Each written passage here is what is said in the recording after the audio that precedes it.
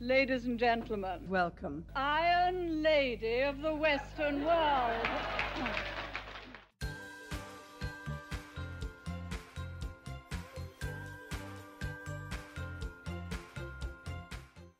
Olá, ferrenhos! Bem-vindos a mais um episódio do Damascast. Eu sou a Lohane Cardoso, estou aqui com a minha co-host, a Catarina Donato. Tudo bem, Catarina? Tudo bom? Olá, Lô. Olá, Marina. Obrigada por ter vindo. E hoje a gente está recebendo uma convidada super especial, que é a Marina Helena. A Marina ela é economista com mestrado pela UNB e 20 anos de experiência no setor privado, setor público e terceiro setor. É pré-candidata à Prefeitura de São Paulo, foi dirigente nacional do Partido Novo e é a primeira suplente a deputada federal por São Paulo. Além disso, ela foi diretora de desestatização do Ministério da Economia, a convite do ministro Paulo Guedes. Foi CEO do Instituto Milênio e fundadora do Movimento Brasil Sem Privilégios. A Marina também trabalhou como economista por 14 anos em diversas instituições como Itaú, Bradesco e Bozano Investimentos. Marina tem 43 anos, é mãe de Luna, de 7 anos, e também está esperando o Theo. Tudo bem, Marina? Tudo ótimo, gente. Adorei o convite. Adoro o instituto de vocês. Só o nome maravilhoso, né? Damas de Ferro. Meu ídolo na política. Margarete. Mas o seu currículo, nossa, ficar 3 horas falando. Super Isso foi os primeiros 43 anos, eu brinco. Eu espero os próximos 43. Temos muito tempo pela frente ainda. Marina, eu gostaria que você falasse um pouco para o pessoal quem que é a Marina, de onde é que a Marina veio, como que a Marina veio parar aqui em São Paulo. Muito bom. Bom, vou contar um pouco da minha trajetória, algo que nem sempre dá para falar. Meu marido costuma dizer que eu sou uma guerreira. Mas eu aprendi desde muito cedo que a única maneira da gente solucionar todos os nossos desafios é encarando os problemas de frente. Eu não nasci aqui em São Paulo, eu escolhi São Paulo há 20 anos, mas eu nasci em Brasília com 3 anos de idade, meus pais separados. Eu fui morar em São Luís do Maranhão, então eu morei minha infância lá dos 3 aos 13 anos. Morei numa periferia, depois morei numa praia de pescadores, afastada assim da cidade. Passei muito perrengue, então a gente tinha que pegar água no balde, faltava luz, enfim. Tudo que a maioria da população nossa, infelizmente, tem que passar.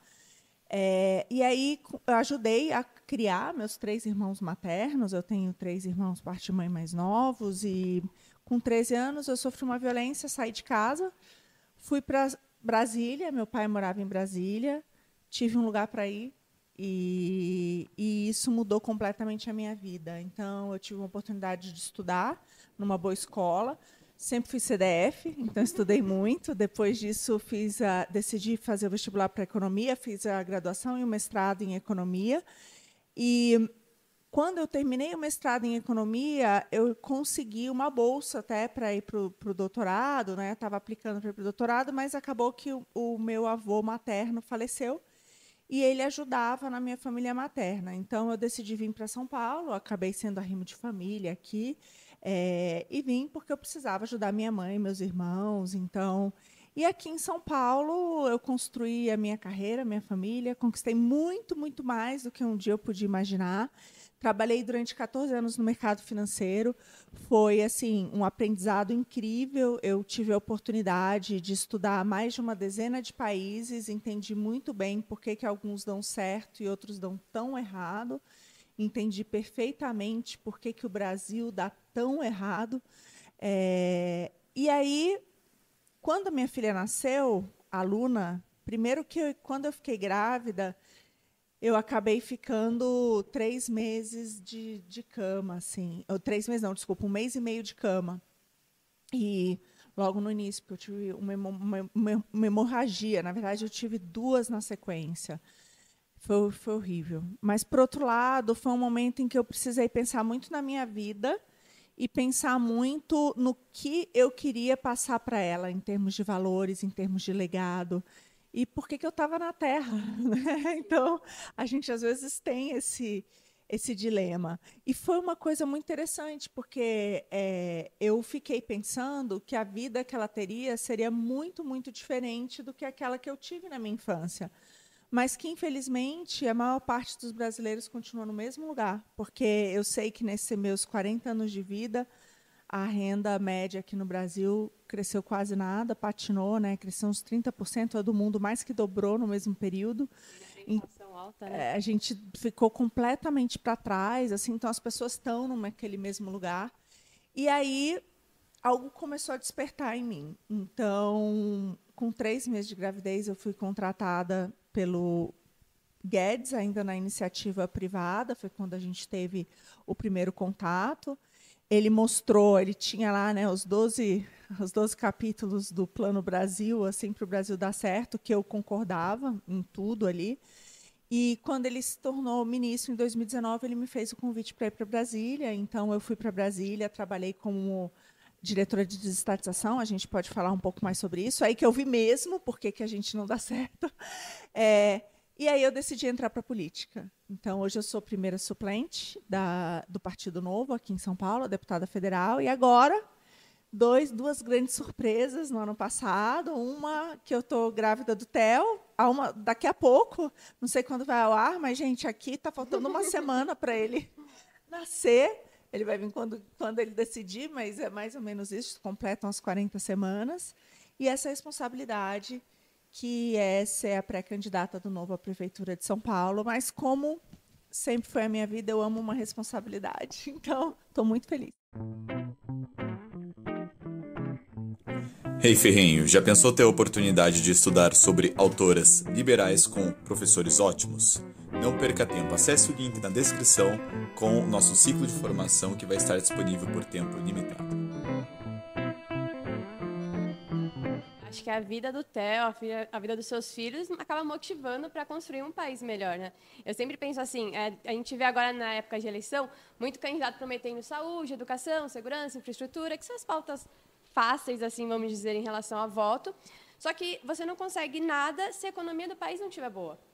Então, por isso que eu acho que o seu background é muito importante assim, na política, porque você entende o que precisa fazer na questão econômica para que o país cresça, para que a cidade cresça, para que a gente tenha condições, aí sim, de ter uma educação, uma saúde, uma segurança, que sem investimento a gente não consegue ir para lugar nenhum. Eu queria que você contasse um pouco para a gente como é que foi essa questão que você aprendeu das privatizações, o que você viu lá em Brasília, se tem alguma história assim. Porque eu imagino que lá seja uma coisa, a gente vê política horrorosa, né? O que você viu lá e que assim dá para trazer essa experiência para São Paulo? Então, Catarina, assim, minhas principais bandeiras para São Paulo têm a ver exatamente com o que eu aprendi lá e que são as mesmas lições que eu tive no setor privado. E, no fundo, você não faz nada sozinho, você precisa de um time, e você precisa de um time competente. Então, gestão é fundamental. E aí, quando a gente fala do setor público, e no privado também, tem uma outra questão que é a ética.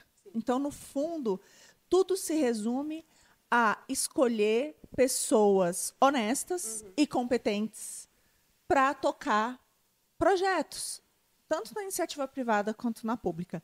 E eu costumo dizer que isso é muito importante, que isso foi fundamental no que aconteceu com as estatais. Eu estou escrevendo um artigo e eu gosto de dar alguns números do que aconteceu, que eu acho que as pessoas não têm ideia. Mas o que a gente fez ali foi o maior programa de privatização desde o Fernando Collor, né? Foram mais de 240 bilhões em desinvestimentos de várias estatais. Muita coisa. E isso é importante porque as pessoas não se dão conta. Quando eu cheguei lá, a gente foi mapear as estatais e a gente viu que a gente tinha participações majoritárias ou minoritárias em quase 700 empresas. Então, por exemplo, o exemplo da Vale, agora que aconteceu. Por que o Manteiga não foi enfiado goela abaixo da Vale? Porque houve um desinvestimento da participação do BNDES. Acabou de sair uma reportagem mostrando quantos conselheiros o BNDES está indicando para diversas empresas privadas.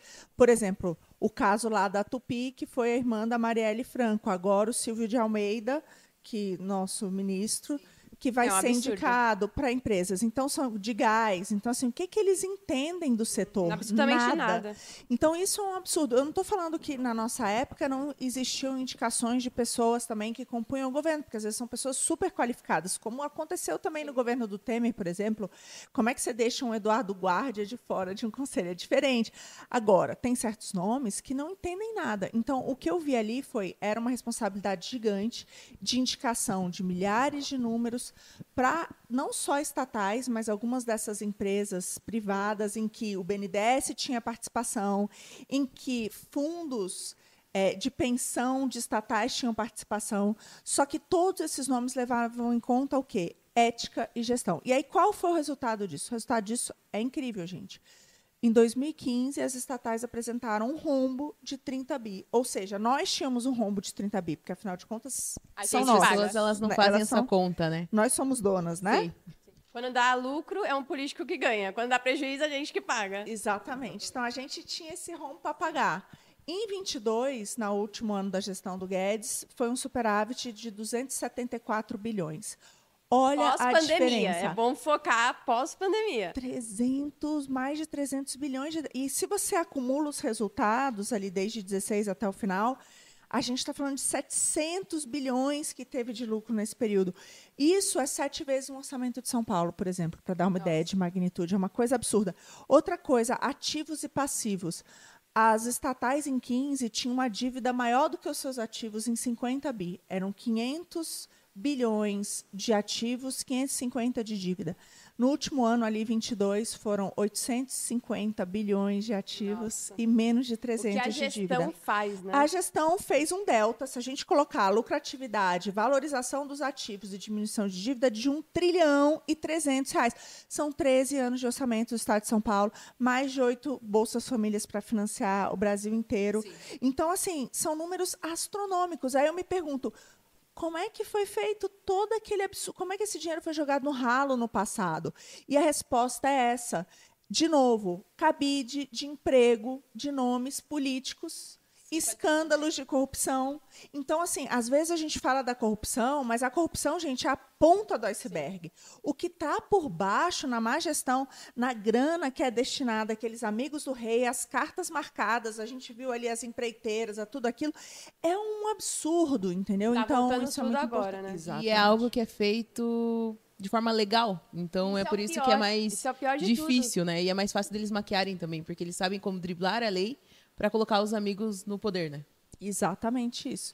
Então, não era, né? Porque uma coisa muito importante é que a lei das estatais, aprovada em 2016, ela, ao inibir que você tivesse indicações políticas e garantir uma série de obrigações, né? A pessoa tinha que ter um conhecimento sobre a área, tantos anos de experiência na área. Eu sei porque a gente via ali nas indicações, a gente precisava, os critérios eram difíceis de serem preenchidos, eram critérios de fato, né, técnicos. Então, agora, ao voltar, ao estarem derrubada pelo Lewandowski no tapete, ali na canetada, último ato dele como ministro, tirar isso e agora vai a plenário, mas com a entrada do Dino vai cair. E então você perde esse controle, porque era esse controle que a gente usava. Indicações políticas não faltavam, mas aí, ao ter a lei, ela nos resguardava para fazer essas nomeações corretas. E agora eles estão passando por cima da lei. Então, infelizmente, aí abriu a porteira. E as né? pessoas não têm noção disso, né? Não é divulgado, não é mostrado para as pessoas. Eu acho que por isso que é tão difícil também a gente colocar pessoas certas na política, porque a gente não vê essas coisas que você está falando aqui. Para mim, eu não tinha nem noção. A gente não vê em nenhum lugar. E eu gosto de acompanhar essas notícias e a gente não tem acesso a isso. É que, infelizmente, a nossa mídia também não ajuda, né? Porque esses números estão aí. É só procurar. Vai olhar. Mas, claramente, não tem interesse lado, né? nisso. Tem um lado porque ganha com isso. Isso é terrível, né? A gente sabe que muita parte dos patrocínios hoje da mídia vem dos governos, às vezes federais, estatais. É só ver. A Petrobras anunciou um dos maiores planos de comunicação. Então, isso aí vai para essas empresas.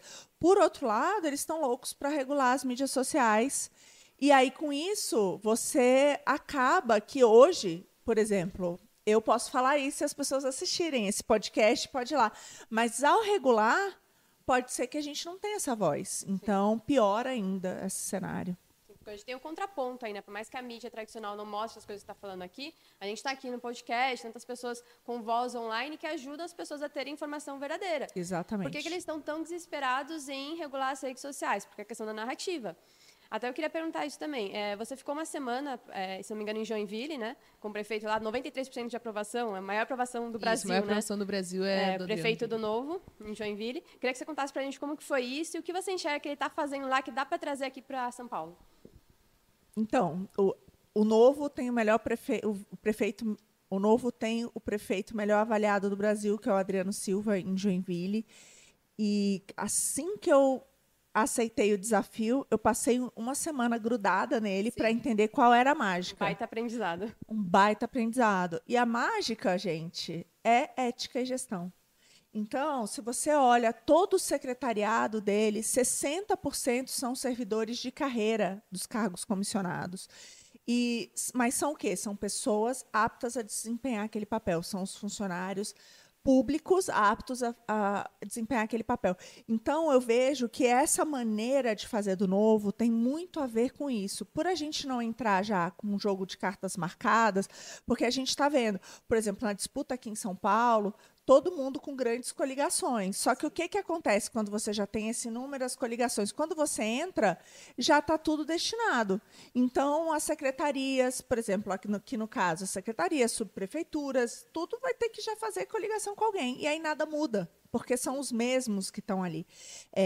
Então, lá ele teve essa possibilidade de fazer completamente diferente. E eu gosto de citar aqui, com uma minoria, né? Ele tinha 2 vereadores na Câmara, então eles são 3, né? 3 vereadores, e ainda assim ele conseguiu aprovar. Por quê? Porque aí a conversa vira uma conversa de propostas, né? E não uma conversa de toma lá da cá, de favores que não atendem o problema da população. Então, o Adriano ele pôde focar 100% em atender os problemas da educação, em nomear boas pessoas, né, de fato honestas e competentes, e isso fez toda a diferença. A gente, às vezes, minimiza, mas pensa, é aquilo que a gente adota na nossa casa, é aquilo que a gente adota quando a gente contrata alguém na nossa empresa, é aquilo que a gente leva em consideração quando a gente vai escolher um lugar para trabalhar.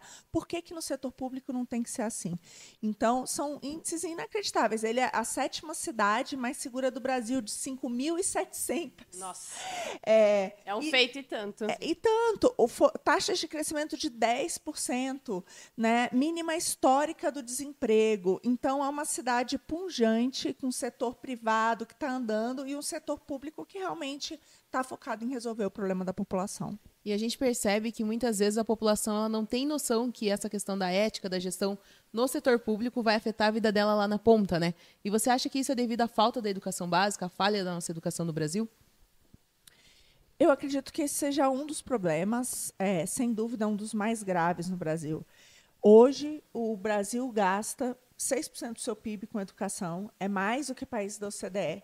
Então, definitivamente, dinheiro não falta. Nos últimos 20 anos, quadruplicamos os gastos com educação, e eu falo gastos e não investimentos, porque foi muito para o lixo, e o resultado ficou exatamente igual, horrível. Nós estamos sempre entre os piores em qualquer ranking internacional.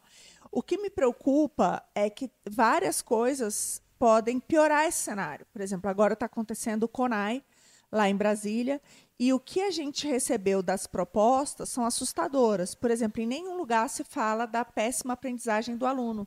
Não se fala de matemática. Quando se fala de matemática, fala que isso pode ser testes de matemática podem ter alguma conotação de racismo, ou como se uma avaliação técnica fosse diferenciar as pessoas e ser alguma forma de discriminatória, de discriminação, tipo um absurdo. E, por outro lado, em vários trechos eles falam da importância de você criar, de fato, militantes políticos. Então, é uma mudança do papel educacional que eu acho que já é muito retrato, infelizmente, do que a gente vive hoje. Isso é muito triste. Então, para mim, E o município é o principal responsável por essa política, porque ele pega a criança da creche até os 15 anos de idade. A gente sabe que essa fase, até os 6 anos ali, é fundamental e que vai traçar a trajetória daquela criança lá para frente. Então, se ele não tiver uma boa alfabetização, todo o resto fica comprometido, que é o que acontece hoje. Então, hoje, as nossas crianças saem com 15 anos de idade, por exemplo, menos de 10% entendem o que é 10%. Elas não sabem fazer as operações básicas de matemática. Minha filha vai fazer 8 e ela agora já aprendeu a dividir, ela já está entendendo que a multiplicação e a divisão têm uma relação. A maior parte dessas crianças saem com 15 anos e não entendem isso. Muitos adultos não entendem isso, né? Exato, porque viram adultos que não entendem. E eles são analfabetos funcionais. Eles leem um texto com alguma complexidade e não conseguem interpretar o que está ali. Então, eu falo que são de serviço. Tanto que a gente ficou 2 anos com as escolas fechadas e não teve grandes mudanças, né, nos rankings internacionais. Isso me mostra que não tem como piorar. Então, a criança, às vezes, está ou não na escola, dá na mesma. Aí ela está na escola porque os pais precisam trabalhar, mas não é esse o papel da escola. O papel da escola é te dar a oportunidade de ter uma vida digna e melhor, te dar uns instrumentos para ter um sucesso no mercado de trabalho. Isso foi completamente esquecido dentro da educação do Brasil. Então, a gente precisa resgatar isso. E, para mim, essa é uma das minhas principais bandeiras, que são de trazer parcerias público-privadas para a educação.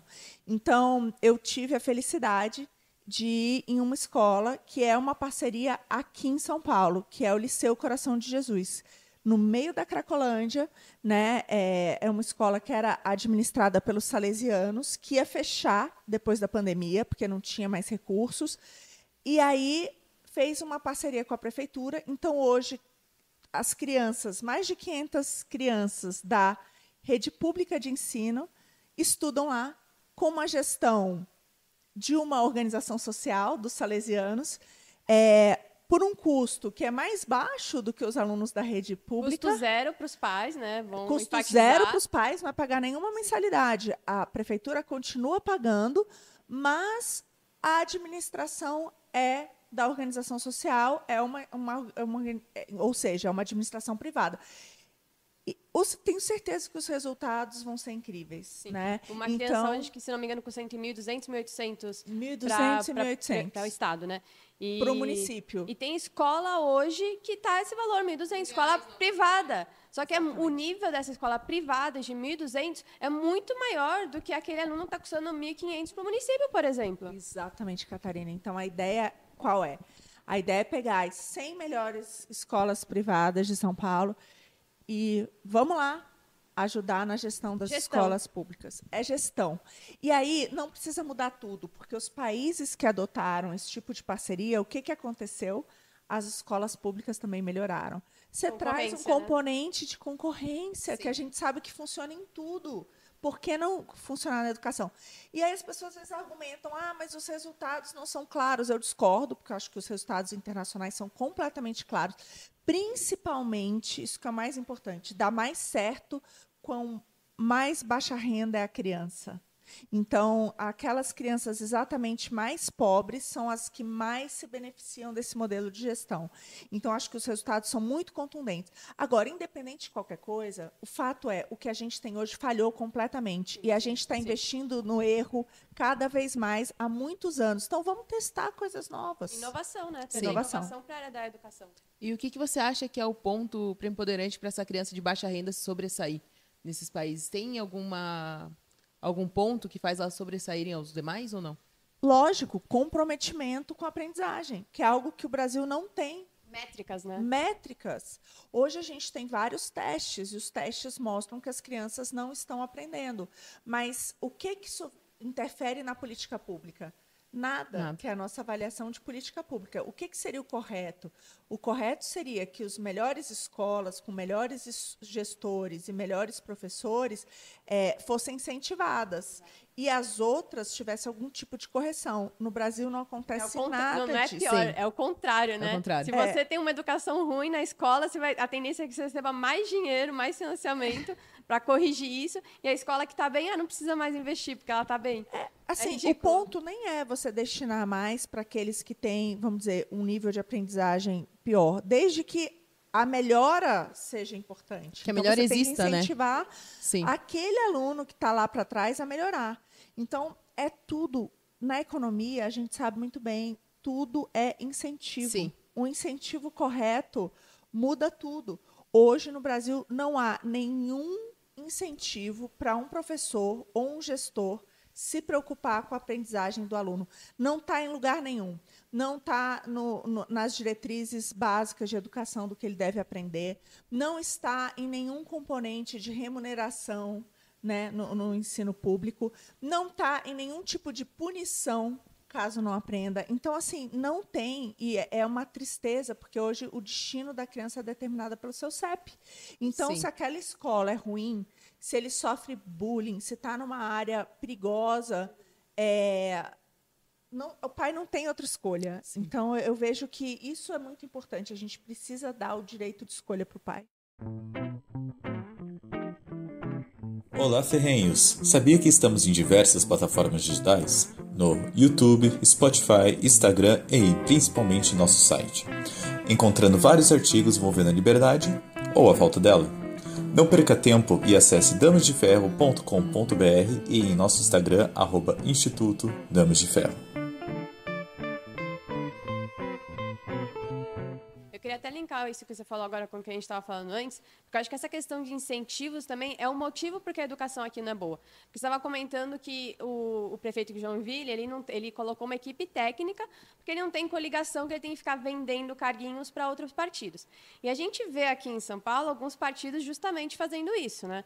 As duas pessoas que estão mais bem colocadas na pesquisa não escolheram seus vices, porque foi tudo coligação, tudo venda de carguinho aqui, carguinho ali, e aí tem um incentivo para que a educação continue ruim, porque eles não querem que a população saiba disso, consiga discernir essas informações. Então, a gente vê uns absurdos, assim, que eu acho, de indicação de vice aqui, e as pessoas muitas vezes não se atentam ao vice quando estão votando, né? Sim. Você ainda não escolheu o seu vice, você pode dar alguma informação para a gente a respeito disso, da sua equipe, como que você está fazendo? Não escolhi ainda, porque eu sei que é a decisão mais importante. Sim, exatamente. No caso lá do Adriano, em Joinville, ele fala, eu só tenho essa aprovação, 93% de aprovação, porque eu sou 2, né? E aí ele tem a Rejane, né? Que é a vice, que realmente é uma máquina incrível. Então, acaba que ela, de fato, é uma segunda prefeita. E eu quero alguém assim, competente. Então, eu vejo que as nossas decisões vão ser tomadas de acordo com pessoas que compartilhem o mesmo plano para São Paulo e compartilhem a mesma vontade de fazer São Paulo ser, de fato, cuidar das pessoas. Então, que sirva as pessoas, não se sirva delas. Então, isso é o ponto preponderante. Dito isso, a gente tem feito várias conversas, não só com pessoas do Novo, que seria uma chapa pura, mas também de outros partidos ou pessoas que já estiveram na política. Então, não tem problema nenhum em compor, desde que tenha a mesma visão para São Paulo de resolver o problema das pessoas de uma vez. Então, não vai ser uma decisão política, de novo, vai ser uma decisão baseada em técnica e competência. E como você faz uma gestão e se ética. seu vice não está alinhado com você? E é quase como se fosse uma empresa, né? Quando você vai escolher um sócio, ele precisa ter os mesmos valores e a mesma cultura que você para que aquilo dê certo. E eu acho que na questão da prefeitura também é a mesma coisa, né? Você precisa de alguém que tem os mesmos pensamentos que você. Às vezes a pessoa pensa de forma um pouco diferente, mas tem os mesmos valores, que é o principal. Perfeito. Divergências são fundamentais, gente. Outra coisa, eu tenho rodado os 4 cantos da cidade, né? E tenho ido às periferias, tenho escutado muita gente. E tem coisas que às vezes você não se dá conta e a pessoa vem com uma solução tão mais simples que a gente imaginou. Então, muitas das vezes eu já mudei de ideia. Então, eu vejo que essa discussão agora tem que ter aquela finalidade, que a finalidade seja, vamos melhorar a qualidade da educação. Qual é o seu plano para melhorar a aprendizagem do aluno? porque o que foi feito não deu certo. Qual o seu plano para a segurança, né? Para mudar? Então, assim, é importante que fique muito claro aquele objetivo. Não seja um objetivo de se servir da próprio máquina interesse. pública, como é muito comum, infelizmente, hoje na política. Sim, essa questão da segurança que você falou de São Paulo. São Paulo, acho que tem os maiores índices de criminalidade do Brasil, né? Você acha que tem solução? Quando a gente olha, principalmente a parte de roubos e furtos, sim, está entre os maiores. Eu acho que tem total solução. O que eu vejo, e aí, vamos lá, eu peguei muito a experiência de outros municípios que têm conseguido resolver esse problema. E os melhores índices estão aonde? Estão exatamente naqueles municípios que têm protagonismo. Então, acho que esse é o primeiro ponto. Hoje, São Paulo não tem protagonismo em relação à segurança. Nós investimos 1% de toda a arrecadação em segurança. É pouquíssimo. Então, esses municípios estão investindo mais, estão investindo 3 vezes isso, que eu acho que é o que a gente precisa fazer também. E aí, investir em quê? Investir, de fato, em efetivo. Hoje, a Guarda Municipal aqui de São Paulo é do tamanho do Rio, sendo que lá tem metade da população. Então, dobrar a Guarda Municipal é a primeira coisa que precisa fazer. Fora isso, investir em tecnologia. E hoje a tecnologia à disposição é muito boa. Tanto quanto a gente fala de câmeras inteligentes de segurança, drones.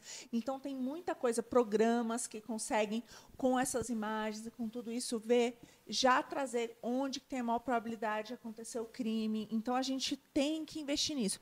Agora, no Brasil, tem essa cultura de que o Estado é o ente principal por conta da polícia militar e da polícia civil. Tem razão? Claro que sim.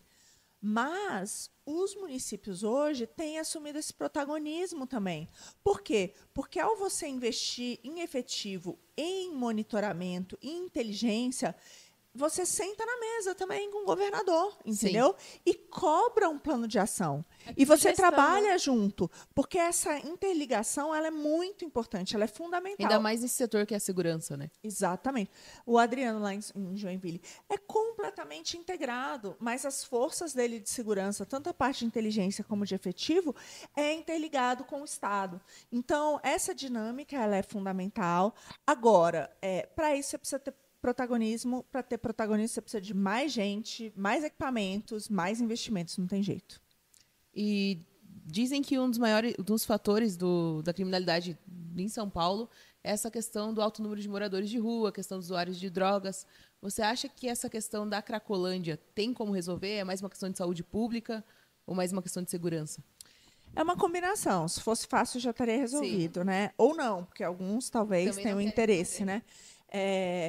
Mas, de qualquer maneira, eu vejo que tem solução, sim. E, para mim, primeira coisa, eu gosto de separar em 2 grupos. Um grupo são os traficantes. Então, a gente tem um grupo que é o crime organizado, que é o tráfico. Sim. Essa é uma questão de segurança, ponto. Não tem o que dizer. Essa é uma questão de segurança.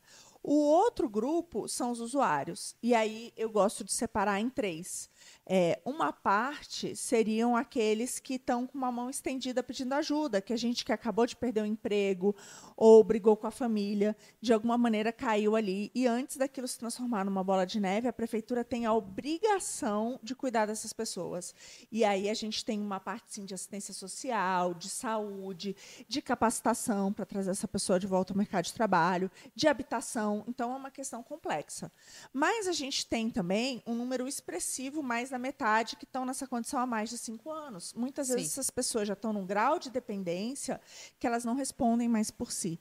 E, nesse caso, eu sou favorável à internação compulsória. Lógico, precisa de um laudo médico, não é uma decisão só do prefeito, mas a gente pode fazer um trabalho junto à comunidade médica, inclusive levando a promotoria para ajudar na defesa dessas pessoas, explicando, né, a importância disso, para que a gente consiga lidar com esses dependentes que estão ali há muito tempo. Sim. Então, eu acho que é uma outra questão. E, por fim, também tem uma questão de segurança. Eu não sei os números precisos, a gente está tentando levantar isso, mas a última entrevista que eu vi do governador Tarcísio, ele fala também que mais da metade desses usuários tem alguma passagem pela polícia ou estão sendo procurados pela polícia. Então, nesse caso, de novo, é uma questão de segurança. Sim. Então, a gente vê que é um problema complexo, mas de qualquer maneira que você olha esse problema, tem um componente muito forte de segurança.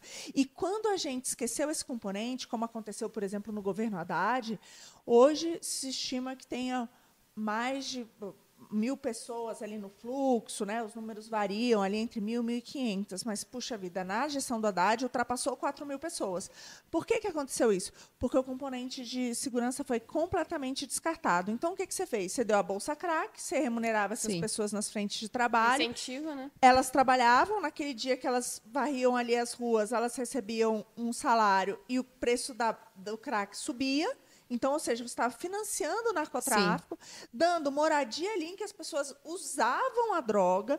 Então, assim, a pessoa tinha um lugar para usar a sua droga, né? Uma remuneração fazendo um trabalho muito simples para poder comprar essa droga. Então, você aumentou muito o número de usuários. Então, Foi uma espécie de incentivo, né?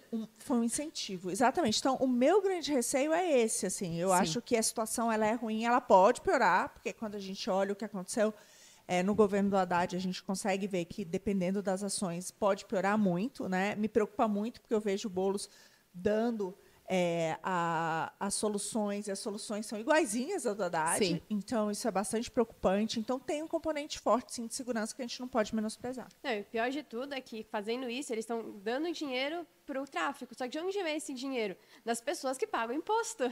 Então, é o trabalhador que acorda cedo, que se mata de trabalhar, que vai comprar um saco de arroz, que paga imposto nisso. O governo pega esse dinheiro para financiar o tráfico. E é o que fica mais propenso também a essa questão da criminalidade, que é o cara que sai de manhã, 5 horas da manhã, e volta 11 horas da noite para casa, né? Que muitas vezes é assaltado no caminho de casa, Exatamente. às vezes é agredido. Sem dúvida, a população mais carente hoje no Brasil é aquela que mais paga imposto.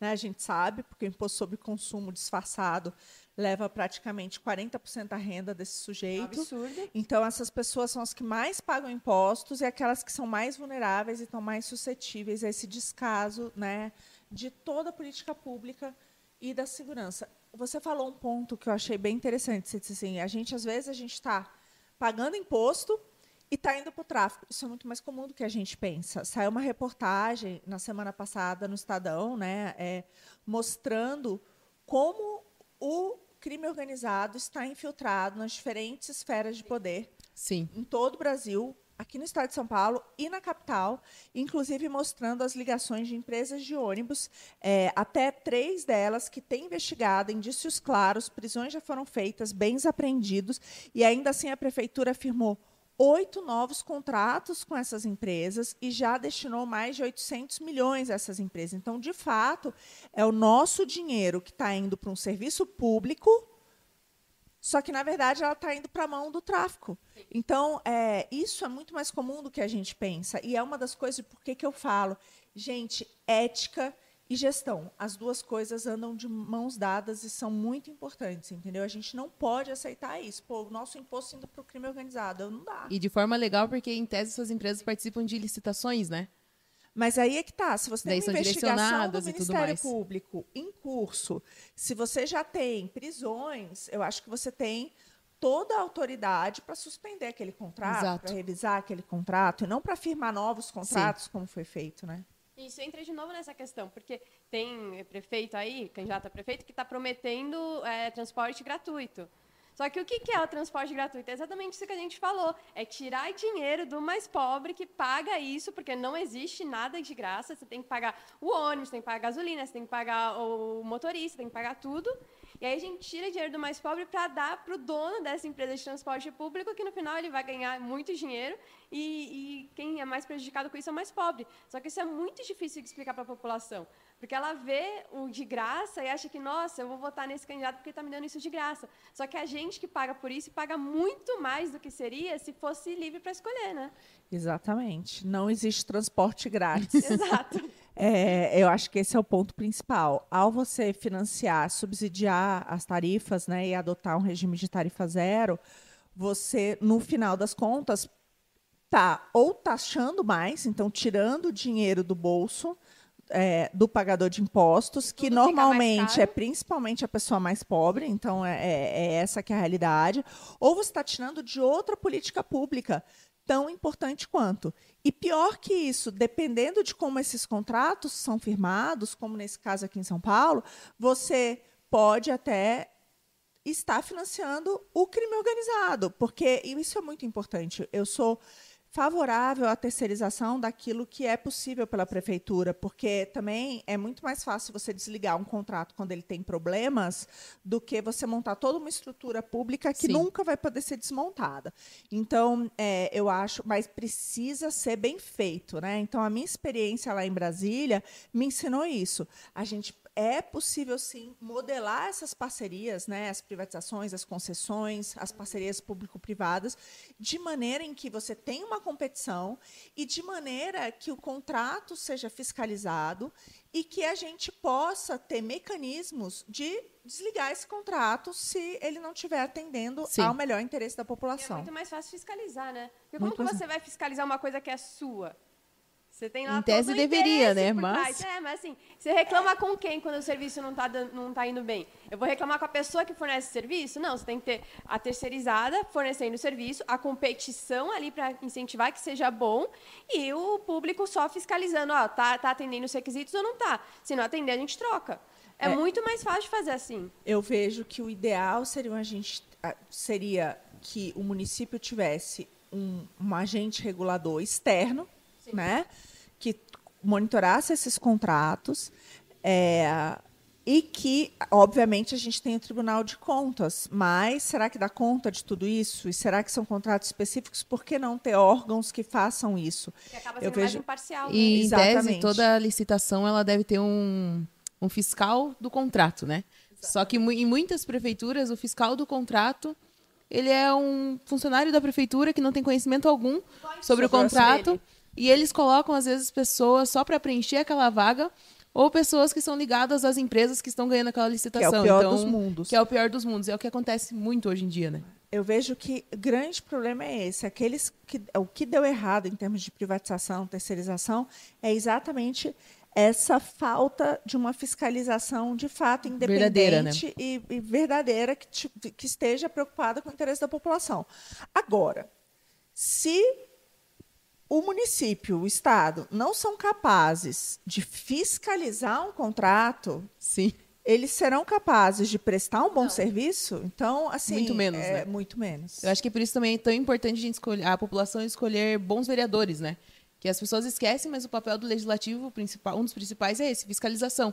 E já que a prefeitura está terceirizando esse serviço, vai ter um fiscal de contrato, é importante ter um vereador que fiscalize de fato, que não fique lá só propondo projetos que só vão onerar ainda mais a cidade e o cidadão, né? Perfeito.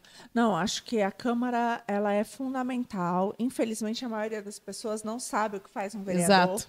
ou o que faz um deputado estadual, um deputado federal. E um dos grandes papéis é exatamente esse de fiscalização. Então, isso é fundamental. Eu falo, né? Eu gosto de dar alguns exemplos. Assim, a gente tem uma vereadora no Novo, lá em Rondônia, de Paraná, que derrubou o prefeito da cidade por um escândalo de corrupção. Isso é fiscalização.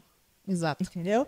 Então, ela é uma veterinária, mas ela olha contrato por contrato, né? Quando eu fui lá, a gente conversou, ela falou, não sou contra terceirizar, mas olha isso aqui, olha o que eles estão fazendo, olha que absurdo. Então, e ela derrubou. Então, eu acho que isso é fundamental, a gente precisa retomar isso. Às vezes a pessoa acha que assim, o vereador está lá para tapar buraco. Não, gente, isso aí é uma responsabilidade do executivo. Exato. O que ele tem que fazer é verificar se as empresas que estão sendo utilizadas para tapar buraco estão, de fato, realizando um bom serviço. Aí é uma outra coisa, né? Mas ele não tem que ser o cara que vai chamar e que vai fazer isso. Então, a principal função é essa, né? Fazer as leis e ter a certeza que elas estão sendo cumpridas. Exato. E as pessoas não se dão conta. Nessa questão do exemplo de alguns vereadores, né? Teve um caso agora em Campinas que eu achei assim, absurdo. Campinas tem 33 vereadores. 32 estão sendo investigados. O único que não está sendo investigado é o Paulo Gaspar, do Novo. Exatamente. É um herói, né? Então, Eu acho que isso Mas é não é legal. por acaso, Catarina. Eu acho que esse que é o Exato. ponto. Qual a chance de, numa cidade, 33 vereadores, 32 estarem sendo investigados e um apenas não, porque é do Novo? Nossa, é uma sorte? Não, gente. É o fato de que existe algo que nos une, assim, acho que dentro do partido, que é esse compromisso, sim, com a ética e com a gestão. Então, é um diferencial que o Novo tem, não é por acaso, né? Já pensou em investir nossas ideias? Estamos com camisetas e canecas exclusivas com a qualidade garantida da Viés. Aproveite e compre na viesbr.com. Eu vejo também muito assim o exemplo do Zema, né? Então, ele foi eleito, na primeira eleição dele, em 2018, as pesquisas mostravam 3% que ele tinha de chance de votos. Ele foi eleito contra todos, assim, as pesquisas, todo mundo falava que não tinha chance e tal. E agora foi eleito de novo em primeiro turno, mostrando que deu exemplo, mostrando que fez um excelente trabalho de gestão, né? E eu vejo que você já está com algumas pesquisas até acima disso, né? Desses 3%. Então, acho que, assim, você tem muita chance aqui, né? E mostrar esse exemplo, uma coisa que eu vejo um problema, assim, na eleição, eu acho as questões das narrativas. Então, eu vejo assim, muito candidato que é mais à esquerda, que não tem esses princípios e valores, chega na hora da eleição, eu sou paz e amor, eu não gosto de invasão, eu não gosto... A gente tem dois candidatos à prefeitura que são de partidos assumidamente socialistas. E aí chega na hora da eleição, eles escondem os partidos. Acho engraçado isso, né? Você não vê a pessoa falando, eu sou do Partido Socialista Brasileiro. Não, escondeu o nome do partido, deixou lá atrás, e você fala que eu sou do Novo e bate no peito porque é uma questão de princípios e valores. Mas como Um exemplo disso que eu gosto de dar é na segurança, né? Sim. Você vê a retórica dos principais candidatos da esquerda em relação à segurança. Não, precisa investir mais, precisa de fato de mais segurança. Mas aí você vai ver como é que eles votaram. Então, aí você vê o PSOL foi contra agora o fim das saidinhas, né? Sim. A outra candidata Absurdo. também foi contrária, ela votou, né, contrária ao fim das saidinhas. Então, é só dar uma olhadinha no histórico dessas pessoas. Infelizmente, o brasileiro decide e escuta lá o que a pessoa está falando e diz, nossa, isso aqui é 100% verdade. Mas dá uma puxadinha na caveira, entendeu? Dá uma olhada em qual que foi o histórico dessas pessoas. Eu acho que isso é fundamental, ainda mais E numa o cidade como discurso São da Paulo. esquerda é um discurso bonito, né? Sim. Que ele apresenta soluções a curto prazo, ele não diz como fazer, ele só fala que vai fazer, que vai gastar. E para a pessoa que está ouvindo é muito lindo, porque quando você começa, uma economista, você vai falar sobre investimento na segurança, investimento na educação, você vai explicar para as pessoas como isso vai ser feito, que é algo que não vai ser feito amanhã. Tipo, ganhei, assumi no 1º de janeiro, está tudo resolvido dia 2. As pessoas elas já ficam meio assim, porque o brasileiro ele tem um pouco desse mal, né? Que ele quer tudo de forma imediata, ele quer tudo no curto prazo, né?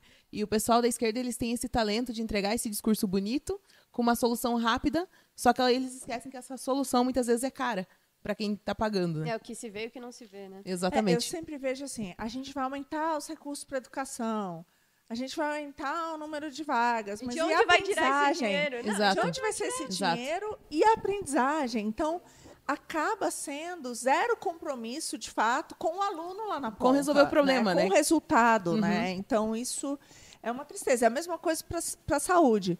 Qual que é a opção? A opção é aumentar. A gente vai aumentar o número de UPAs, de leitos, né? Vamos facilitar. O exame vai ser do dia para a noite. A gente vai ter.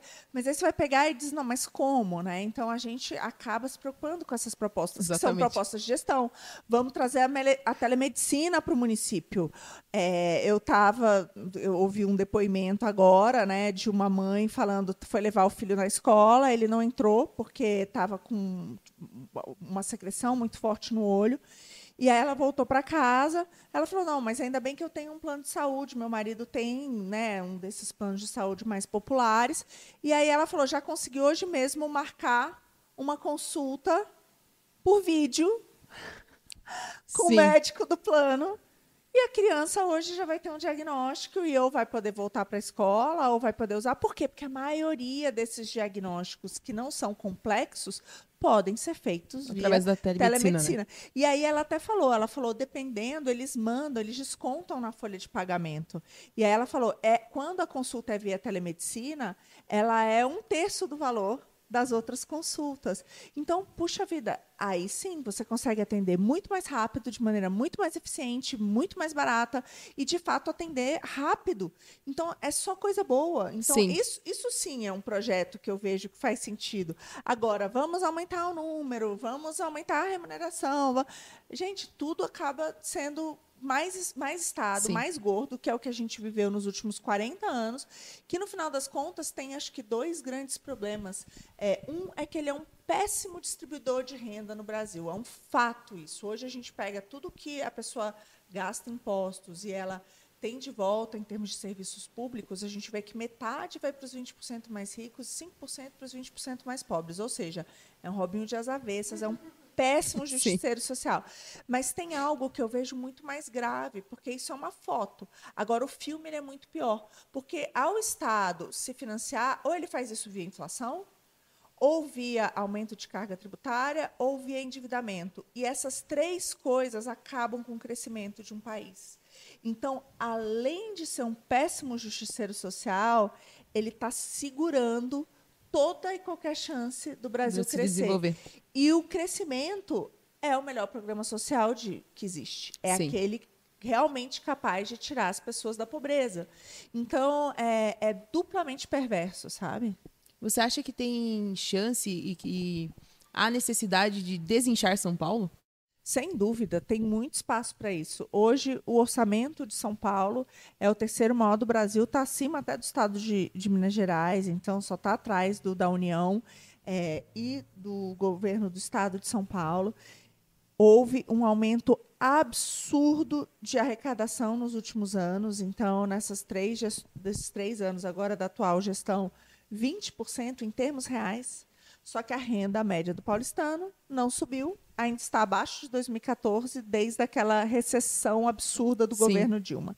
Então, a renda não subiu em nada e a arrecadação explodiu. Eu vejo que tem muita chance para diminuir. Por exemplo, vou dar um dos exemplos: empreendedorismo. Hoje, São Paulo ocupa, entre as capitais do Brasil, a 25ª posição entre as 27 capitais. Nossa. Péssimo, só tem 2 piores que a gente. Exatamente, a gente tem essa visão que São Paulo é a terra do trabalho, que o pessoal vem Sim. pra cá pra Não. produzir e tudo mais. Mas a lei de liberdade econômica foi completamente vetada. Então, você poderia ter, por exemplo, Ribeirão Preto.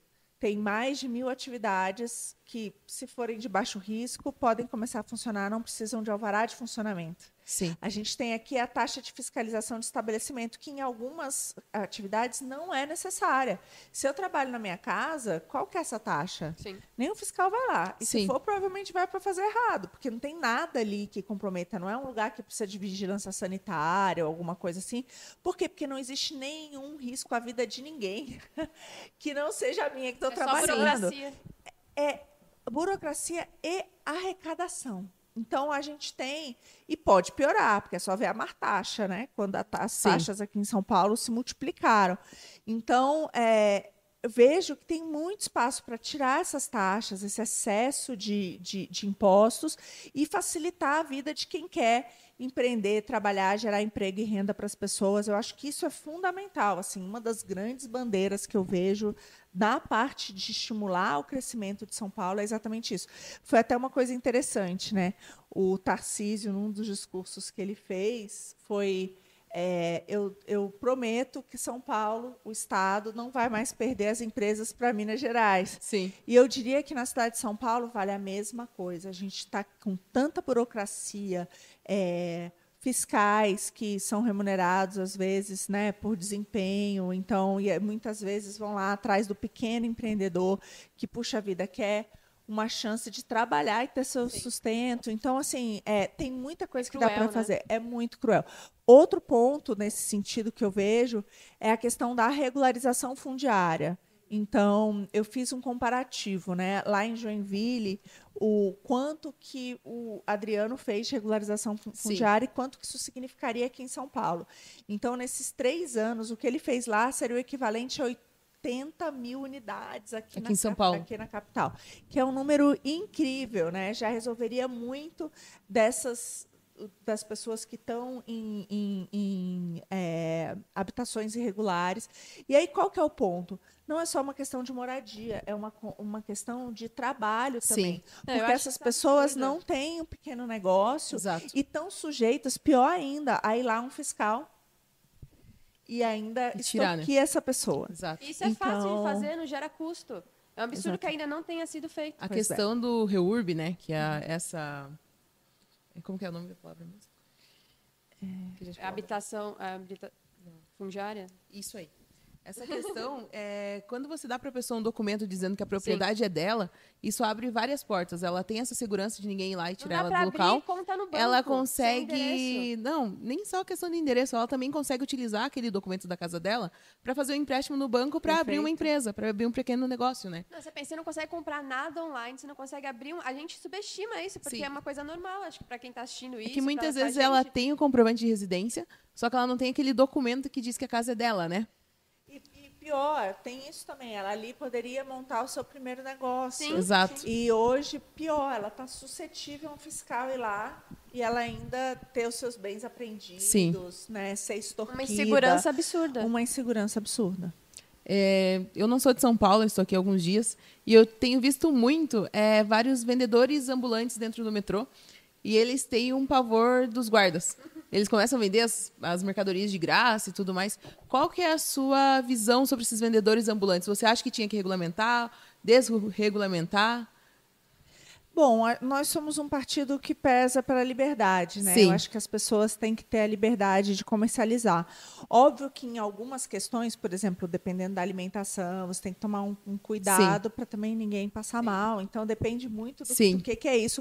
A outra coisa também é que a gente não pode aceitar, por exemplo, um comércio ilegal, às vezes, de produtos que são piratas ou de contrabando. Então, por exemplo, você sabe que o celular está sendo roubado porque a pessoa vai usar essas peças ou o próprio celular para revender. Então, se você estiver comercializando objetos roubados, então tem que ter um cuidado. Então, eu vejo que esse é o tipo de fiscalização, mas não é tirar o trabalho de quem está querendo trabalhar de forma honesta. Trabalhar de forma honesta. Eu vejo que essa é a diferença. A outra questão também que me preocupa ainda em relação a isso é, por exemplo, as crianças, né? Sim.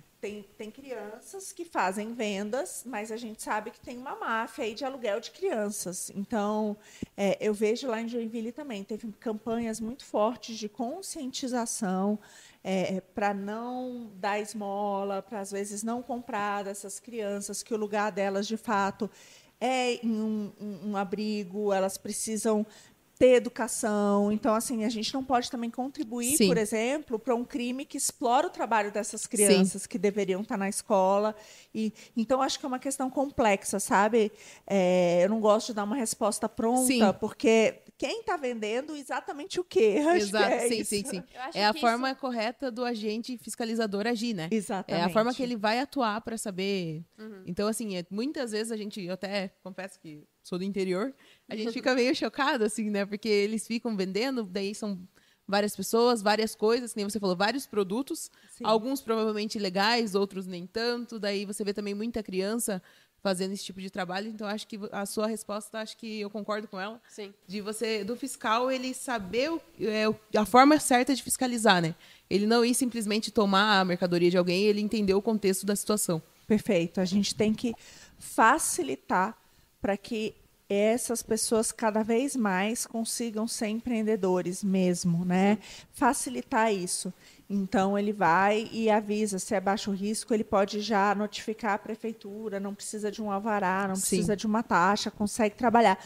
Mas, de novo, tem que ser de uma forma que esteja no mesmo padrão dos outros que estão fazendo aquilo, ter uma certeza que não tem nenhum crime envolvido, né, nenhuma criança sendo explorada. Então, acho que tem que tomar esses cuidados. Eu morei em São Paulo a vida inteira, me mudei recentemente para Indaiatuba, e uma das questões que me fez mudar é porque eu vejo a qualidade de vida aqui na cidade decaindo. Ano após ano, a gente vê mais moradores de rua, vê se as pessoas pedintes, vê as pessoas no transporte público vendendo coisa, porque é o jeito que elas acharam para se manter vivas, para conseguir alguma renda, conseguir alguma coisa. E eu acho que as pessoas subestimam muito a eleição agora em 2024, porque as pessoas pensam, presidente, governador, e acaba, é só prefeito e vereador agora, e acaba não dando a importância. Só que o resultado dessa eleição agora vai influenciar em 2026. Por isso que é tão importante a gente eleger um prefeito bom aqui, vereadores bons aqui, porque vão ditar o rumo de 2026. Se a maior capital da América Latina não tiver um prefeito alinhado com os valores e princípios e que vai apoiar alguém correto em 2026, eu não vejo muita chance para o futuro. E as pessoas também, elas não têm a noção de que o que impacta na vida delas, principalmente, são as ações do prefeito e do vereador. Então, o prefeito ele pode baixar um decreto, alterando alguma lei, alguma regra, que a pessoa vai sentir ali de forma imediata, né? E muitas vezes, quando é âmbito federal, ela sente um pouco depois, ela sente a longo prazo, né? Isso que as pessoas também não têm essa preocupação. Foi o que a gente falou aqui, a segurança, que deveria ter um protagonismo do município, a educação, que é o ente que mais investe em segurança, é o município. Então, ele é o responsável por essa tragédia que a gente vive na educação no Brasil, são as cidades, são os prefeitos. A questão da saúde, você pega toda essa parte de prevenção e todo esse cuidado que você pode ter, como esse uso da telemedicina, né, de exames, as filas que as pessoas têm para atendimento, tudo isso também fica a cargo do município. Regularização fundiária, microempreendedorismo. Abertura de empresas, né? Então, assim, é um número gigante. No fundo, é quem está ali mais próximo da população. Sim. E as pessoas não se dão conta disso. Então, afeta demais a nossa vida no dia a dia, né?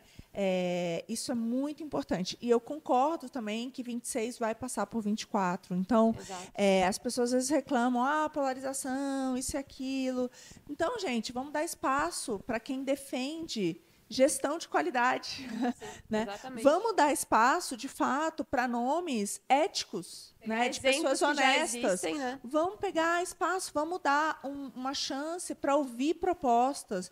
Então, assim, a forma da gente, de fato, ter em 26 também, na presidência, os governadores e tudo isso, a gente poder ter uma expectativa melhor para o nosso país, passa pelos nomes que a gente vai eleger agora dos vereadores e dos prefeitos. Não, e acho que como eu citei mais antes, o Zema tinha 3% de intenção de voto no primeiro turno em 2018. E eu acho que as pessoas fazem muito aquele voto útil, quais são os 2 primeiros colocados, vou votar em um desses contra o outro, que é a polarização. Mas a gente tem que ver, o Zema conseguiu.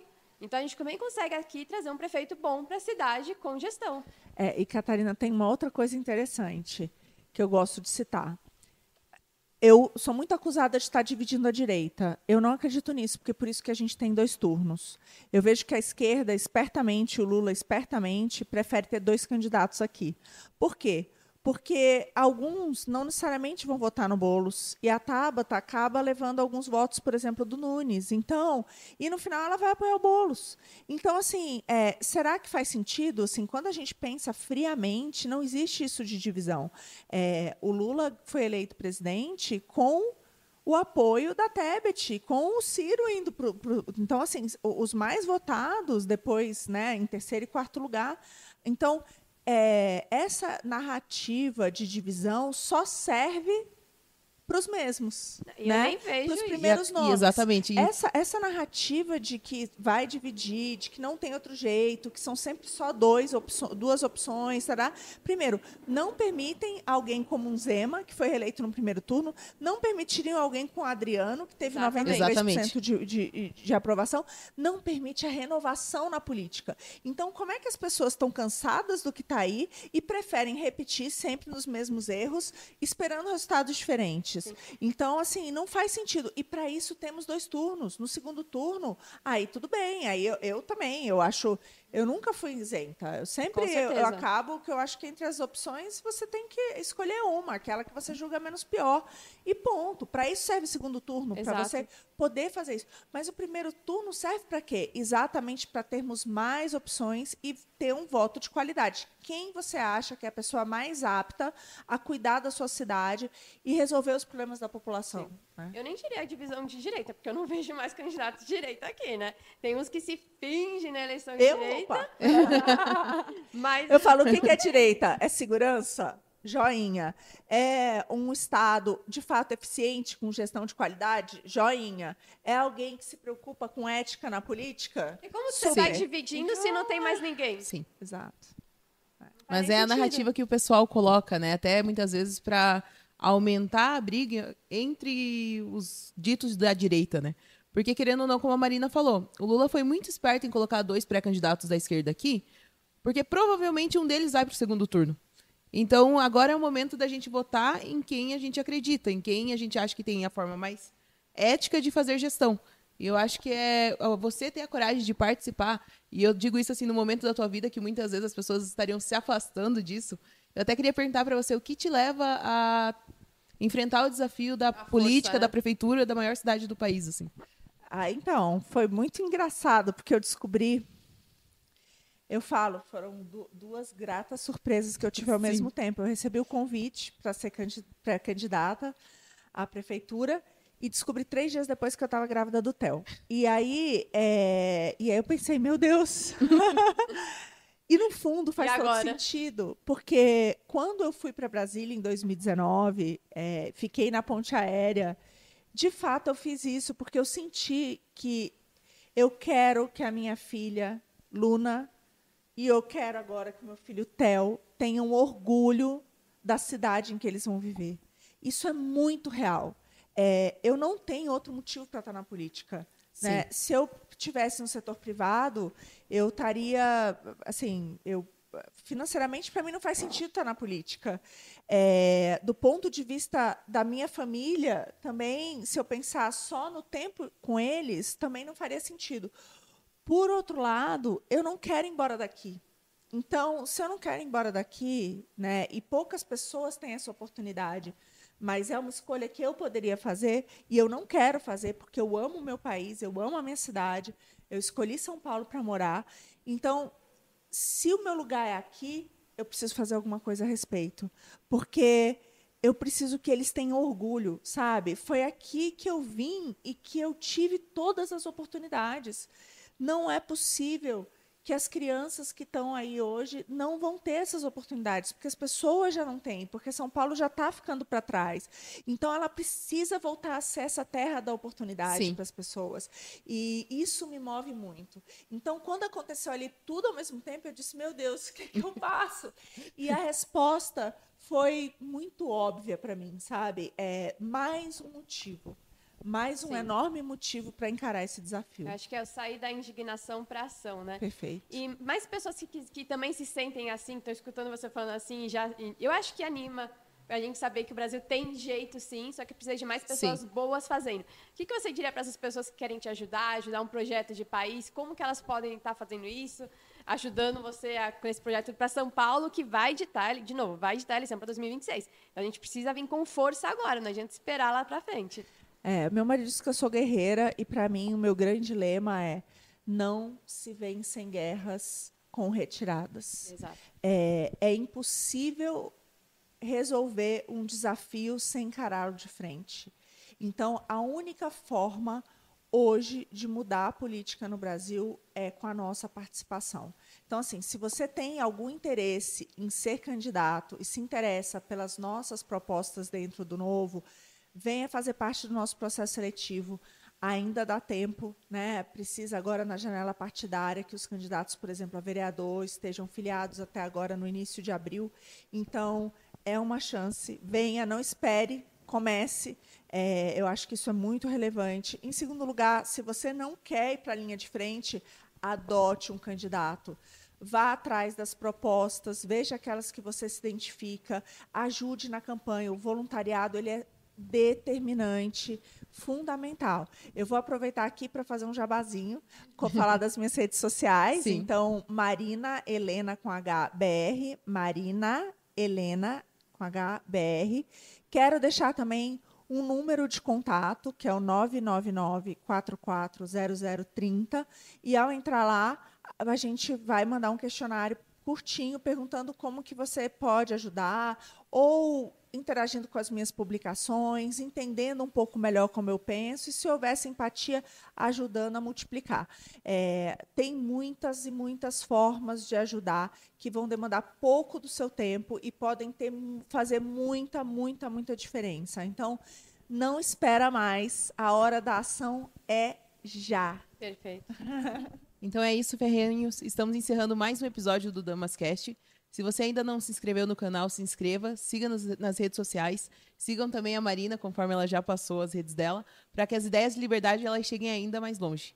Muito obrigada, Marina. Obrigada, Catarina. Muito obrigada, e Marina, até a próxima. Foi muito boa a conversa. Muito obrigada, Lô. Muito obrigada, Ferrenhos. Até a próxima. Muito obrigada a todos. As opiniões do convidado não representam a posição do Damas de Ferro enquanto instituição.